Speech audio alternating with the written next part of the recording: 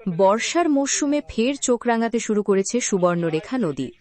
জলের তোড় ও ক্রমাগত নদী ভাঙনের জেরে এবার ব্যাপক ধস নামল ঝাড়গ্রাম জেলার সুবর্ণরেখা তীরবর্তী মহাপাল ফেরিঘাট সংলগ্ন এলাকায়, যা স্থানীয়দের কাছে রামঘুরা ঘাট নামেও সুপরিচিত। জানা গিয়েছে, নদীর আগ্রাসী রূপের জেরে ইতিমধ্যেই ঘাট সংলগ্ন এলাকার প্রায় ১০০ মিটার অংশ জুড়ে বিশাল ধস নেমেছে। ক্রমাগত এই নদী ভাঙনের কারণে নদী তীরবর্তী এলাকার মানুষের মধ্যে তীব্র আতঙ্ক ছড়িয়ে পড়েছে।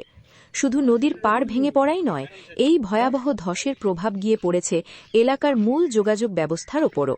স্থানীয় সূত্রে খবর, নদী তীরবর্তী রাস্তাটির বেশ কিছুটা অংশে ইতিমধ্যেই বড়সড় ফাটল ধরতে শুরু করেছে। যে কোনো মুহূর্তে রাস্তাটির ওই অংশ ভেঙে পড়ে বড়সড় দুর্ঘটনার আশঙ্কা করছেন স্থানীয় বাসিন্দা থেকে শুরু করে ঘাট ব্যবহারকারী নিত্যযাত্রীরা।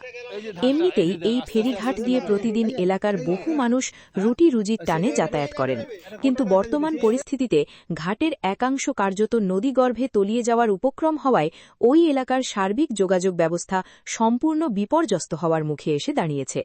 গ্রামবাসীদের আশঙ্কা, অবিলম্বে এই ভাঙন রোধে প্রশাসনের তরফে কোনো কার্যকরী পদক্ষেপ গ্রহণ করা না হলে আগামী দিনে পরিস্থিতি আরও ভয়াবহ রূপ ধারণ করতে পারে।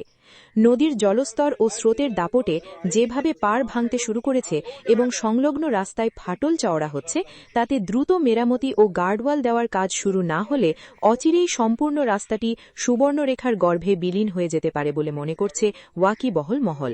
Bureau report, direct news.